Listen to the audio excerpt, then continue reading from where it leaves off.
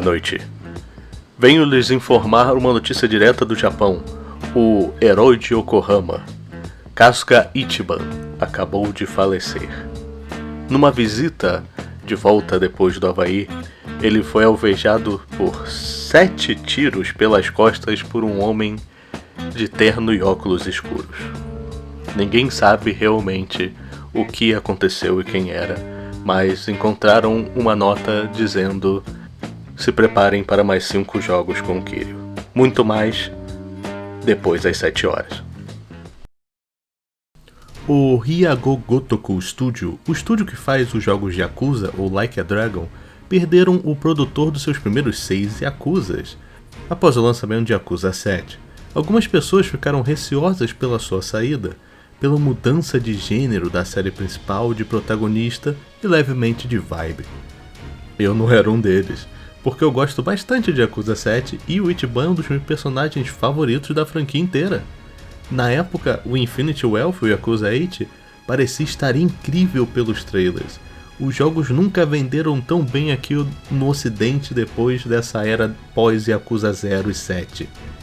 E então, em janeiro de 2024, Yakuza 8 lança, com muito conteúdo e gameplay com várias melhorias comparado com o anterior, mas a história acaba ficando, pelo menos na sua melhor parte, mais outra despedida para o antigo protagonista Kiryu, enquanto a parte do novo protagonista da franquia, que é o Ichiban, fica bem meh, depois da primeira metade do 8, pelo menos pra mim.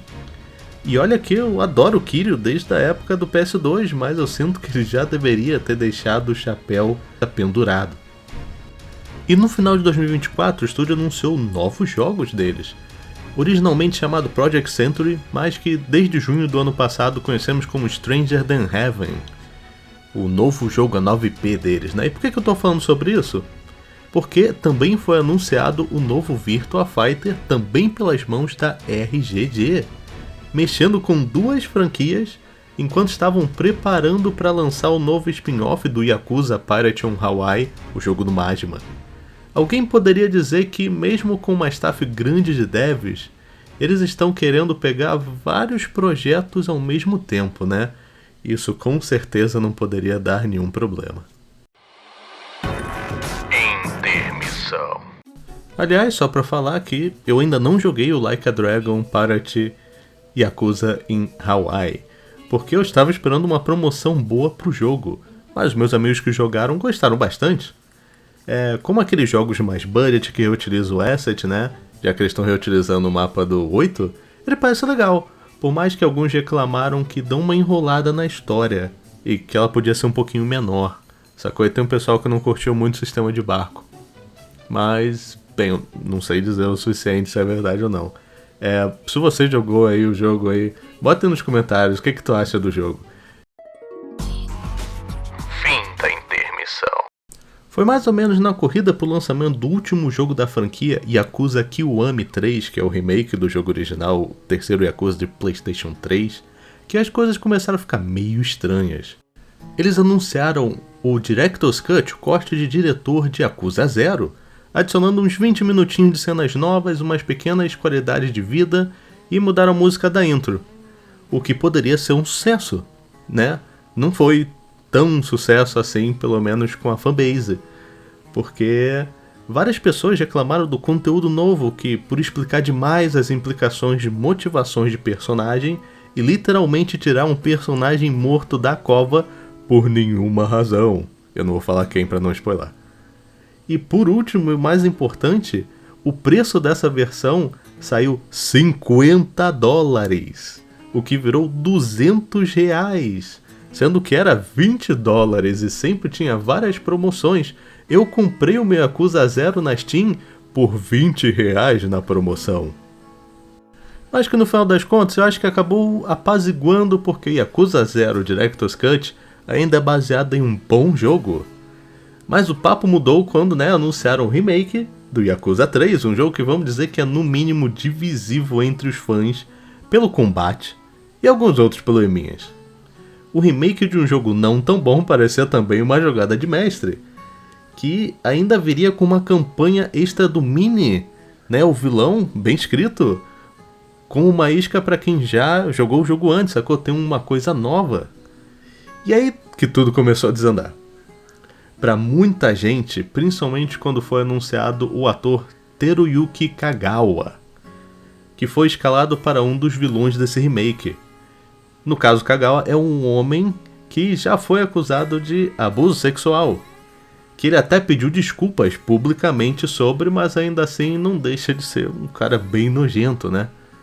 2 vezes já em 2019, sacou? Além de mais que provavelmente pode estar guardado ou escondido aí, por causa que o cara era importante. Obviamente, várias pessoas não gostaram do fato dele ser escolhido para o jogo mesmo depois disso tudo, por motivos óbvios. E mesmo com campanhas da internet aqui desse lado, em redes sociais, a RGG não deu um pio sobre. O que era esperado porque eles já pagaram um cara para fazer o mockup e a dublagem que faltava, tipo 4 ou 5 meses para o jogo lançar. Mas algo interessante aconteceu antes do jogo lançar. Eles tiveram uma mini entrevista e eles falam do porquê que escolheram o Kagawa como vilão. E a resposta é que ele tem uma vibe creepy ou repugnante que ele tem na atuação. O que foi bem fora do tom, pelo fato de que várias pessoas que entendem mais sobre o assunto, né, dizem que ele nunca foi conhecido por isso nos seus papéis. Logo, é como se tivessem escolhido ele como um ator de método porque ele é uma peste? Bem, interprete como você quiser. E olha, se você conhece a franquia há muito tempo, tu sabe que a RGG sempre foi meio suspeita, tem alguns podres. Eles pegando também atores, né, vamos dizer assim, de índole bem duvidosa por aí, lá pra Yakuza 5 e tudo, assim. Mas agora a série tem um público bem maior e que está vendo isso acontecer ao vivo, na internet. Sacou? É difícil você desviar disso, porque é mais fácil as pessoas aceitarem porque o jogo já foi criado e foi há, sei lá, anos atrás. Mas agora é um pouquinho diferente. O vazamento. Spoiler de Yakuza Kiwami 3. Pule aqui caso você não queira. De qualquer jeito, pouco tempo antes do jogo lançar, bem perto da demo, um vazamento mostrava que mudavam a história, especificamente o final de um dos personagens. O que vou dizer é que esse final é num nível bem hilário se você jogou o jogo original. É tipo ver o Homem de Ferro se queimar todo no Vingadores Ultimato, você vê ele fechando os olhos pra morrer, mas no remake um agente do Kang aparece e ressuscita ele antes dele morrer de verdade e recruta ele pra batalha do multiverso, alguma besteira assim. No caso, utilizando a nova facção que eles criaram no jogo Like a Dragon Gaiden, tecnicamente no Yakuza 6, eles utilizam agentes, basicamente agentes secretos, como no caso do Kiryu nesse jogo, que deveria estar dado como morto, onde eles apagam seus nomes e fazem eles se juntarem a essa organização secreta política que controla a economia do Japão. E no caso eles trazem outro personagem que era pra morrer, que no caso é o Mini, o vilão do jogo original, que é o protagonista da campanha extra. Por quê? É um problema isso? Porque ele caiu da Torre do Milênio. Ele caiu em um arbusto e sobreviveu, sendo achado por um agente dessa facção da Daidoji. Daqui a pouco eles vão trazer o Ryuji, o vilão do Yakuza 2, de volta aos mortos, como um agente da Daidoji, e simplesmente vão falar que um agente achou ele prestes a morrer e assim tapando mais um buraco e trazendo fácil um personagem que as pessoas gostavam de volta à vida de maneira porca. De qualquer jeito, tinham lançado uma demo que várias pessoas viram que tinha alguns problemas gráficos em certas partes do jogo e certos bugs, mas era uma demo, dá pra dar uma consertada. Mesmo com o pessoal, né, zoando e comparando a iluminação que parecia meio estranha em certos lugares da cidade, que deixava até mais feio do que o original de PlayStation 3.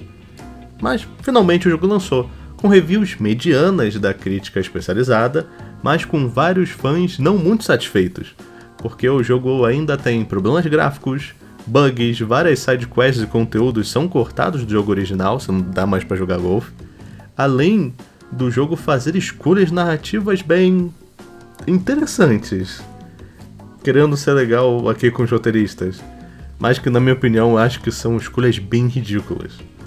Talvez até pior do que as infames balas de borracha. Mas, tirando a parte narrativa, os créditos do jogo mostram que esse jogo teve uma parte terceirizada com uma empresa bem infame chamada Yuki. Que se você conhece os jogos de WWE que eles fizeram e vários outros jogos depois de 2004, depois de 2007, você entende por que esse jogo tem tanto problema. Além de ser confirmado que originalmente a campanha do Mini era para ser apenas cutscenes, mas mudaram no meio do desenvolvimento por ser jogável. Isso junto com a parte terceirizada e provavelmente uma staff menor, porque eles estão se esticando por causa dos vários projetos, o desenvolvimento desse jogo podia ser até pior da maneira que estava sendo feita lá dentro.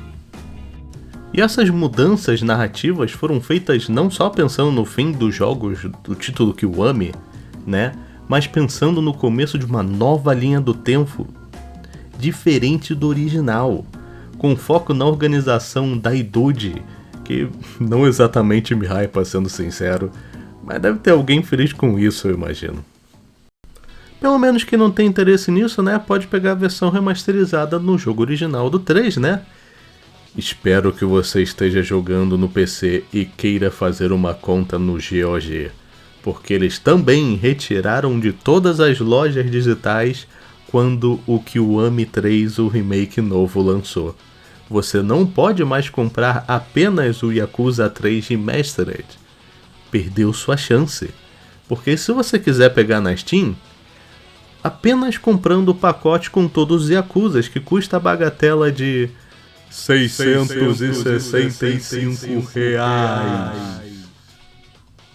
E com esses planos novos da RGG, eles estarem de mãos cheias com a franquia nova, a revitalização do Virtua Fighter, sinto que não vai sobrar nada pro meu mano Ichiban.